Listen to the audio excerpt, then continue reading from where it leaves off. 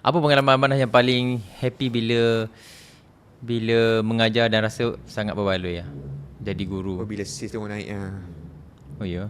kadang ada yang masuk bukan sales naik, tapi operations makin smooth, kepimpinan makin bagus.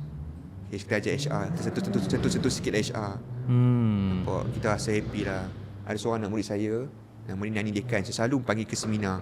Kalau pergi seminar saya, mesti akan ada seorang nama Nani Dekan daripada Daus Econ. Dia masuk Seed Future, komitmen sebulan overhead 30k, tapi sale 15,000. Allah. Saya sangat suka tolong orang-orang yang level-level yang tengah struggle macam ni. Level 200k, 300k tu kita tinggal nak twist je. Ya. Tapi saya suka jumpa orang-orang yang tengah dalam keadaan yang fasa bawah sekali.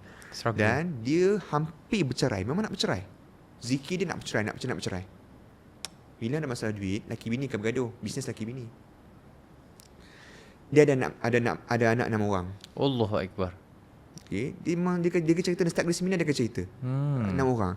Dia nak larikan diri pergi pondok dekat Indonesia. Hampir dah nak pergi. Dah nak beli dah. Rasa dia bayar dah. Deposit kot. Tapi anak dia bagi surat kat dia. Janganlah pergi. Jangan tinggalkan kami.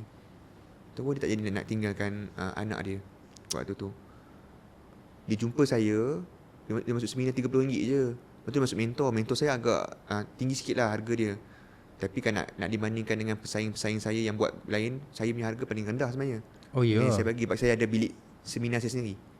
Saya cut kos banyak, tak perlu buat kat hotel. Apa nama tadi ni? Dia masuk program mentor saya. Dia kurang 7,000 lebih lah. Bimbingan selama 3 ke 6 bulan. Oh. Dia gadai emas anak dia. Murah. Emas anak?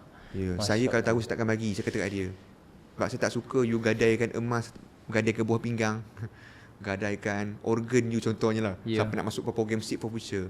Sebab kita tahu bila you belajar bisnes, bulan pertama bukan terus sales naik. Bulan pertama baru you belajar, baru nak try buat, kat mana nak betulkan, betul tak? Bulan pertama baru you nak belajar, nak betulkan. Mungkin result ada orang sebulan dapat dah.